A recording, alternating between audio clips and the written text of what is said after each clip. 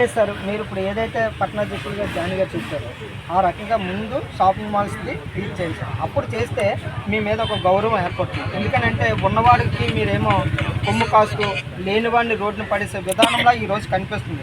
మేము టూర్లో ఉన్నాం కానీ అక్కడ ఏదైతే జరుగుతుందో అక్కడ ఉన్న రాజస్థాన్లో ఉన్న ఏదైతే కార్పొరేషన్ ఉన్నాయో అది చూసేటట్లేదు. మాకు ఫోన్ల మీద ఫోన్లు వచ్చి మేము ఎటు చేయలేని ఎవరికి ఫోన్ చేసినా సరే అధికారులు కూడా స్పందించలేదు. అంటే మీకు ఒత్తిడి మీకు ఉన్నది, మేము కాదనట్లేదు.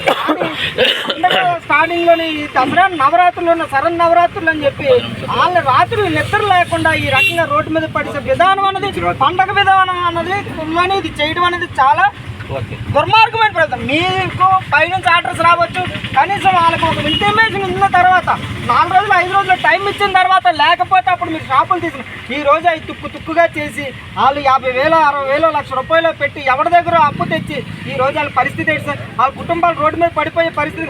మీరు ఇప్పుడు ఏదైతే అధ్యక్షులు చెప్పారో ఆ రకంగా ముందు కాల్ఫర్ చేయండి సార్. వాళ్ళతో చేస్తే వాళ్ళు ఏముండదు, మేము చేయాలి. మాకు చెప్పారనుకో మేము వాళ్ళకి చెప్తాం సార్, మేము వాళ్ళకి చెప్తాం బాబు ఇది పరిస్థితి మేము అనేది అలక్క సార్. మాకు చాలా బాధగా ఉంది సార్. ఈ రోజు మేము అనేది ఉన్న వాళ్ళతో ఓట్లు ఎప్పుడు ఉండవు సార్. మేము పేదవాళ్ళతోనే ఉంటాము, పేదవాడి కోసమే పనిచేస్తాం, పేదవాడి కష్టం వస్తే నిలబడతాం. కానీ ఈ రోజైనా సరే మిమ్మల్ని గౌరవంగా మేము ఎందుకు చెప్తున్నామంటే మీకున్న పైనుంచి ఉన్న అధికారుల తాలూకు ఇది తప్ప మీరు ఇక్కడ చేసేది ఏమీ లేదు. కానీ మేము అనేది ఒక్కసారి ఆలోచన చేయాలి. మీరైనా సరే ఇంటిమేట్ చేయాలి కదా సార్. కనీసం వాళ్ళకి 1 వీక్ టైం ఇద్దాము పండగను. ఇప్పుడు మేము చేసిన తర్వాత పండుగ 4 రోజులు ఉంది కదండి, కాదు కదా సార్. ఆల్రెడీ పండుగ స్టార్ట్ అయిపోయి అమ్మవారు అవతారాలు ఎత్తుతున్నారు. మీరేమో ఇక్కడ అవతారాలు శివాలు ఎత్తించి ఈ రోజు పేదవాడిని బయటను పడేసే విధానం. ఈ రోజు బోర్డులు ఏడ్చారు సంవత్సరం అలాగే నెలలు కానీ వాళ్ళు ఎవరు కాదు సార్. ఇప్పుడు నేను అనేది ఏంటి అంటే అంతా అభిమానం సార్.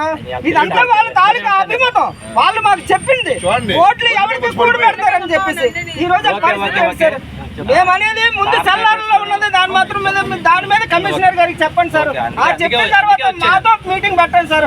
మాతో మీటింగ్ పెట్టిన తర్వాత అప్పుడు మేము వాళ్ళకి ఏ రకంగా చెప్పాలో ఆ రకంగా మేము చెప్పండి సార్.